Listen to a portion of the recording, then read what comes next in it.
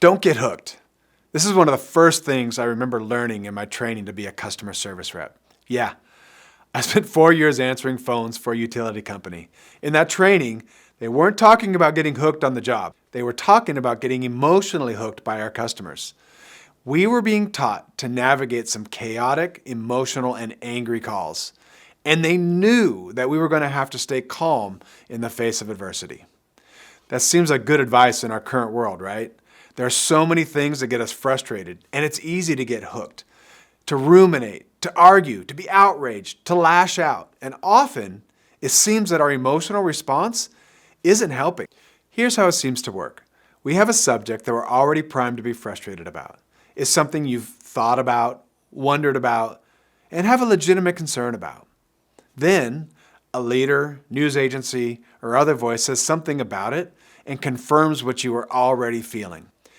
Typically, though, that outside voice is going to lean into the outrage culture and suggest the solution is to be outraged, to get angry, to stand up, and be loudly heard. Now, what was once a thought, an annoyance, becomes an outright frustration, and you're going to respond. A hook was tossed out into the sea, and you took the bait. You've gone from a reasonable person rightly concerned about an issue, and you've been led towards a solution that includes outrage, frustration, and anger.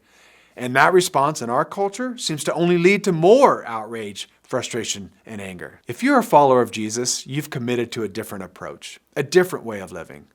We're not of the outrage culture sort. We're of the love your neighbor, love your enemy, and pray for those that persecute you sort. We're of the if somebody slaps you on the right cheek, then give them your left as well sort. We're not of the sort that should use a legitimate concern and use it as an excuse to respond in anger and lashing out.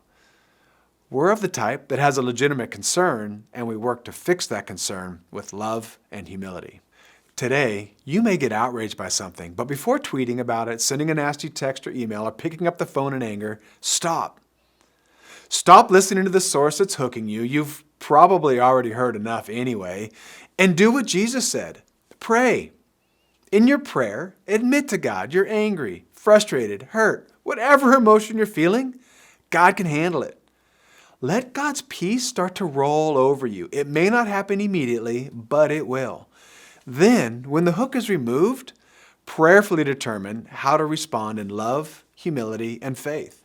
I say faith because you're believing and trusting that Jesus' way is the best way. As a follower of His, you stepped into His ethic of love, humility, and faith. So today, let's avoid the baited hook and live faith first.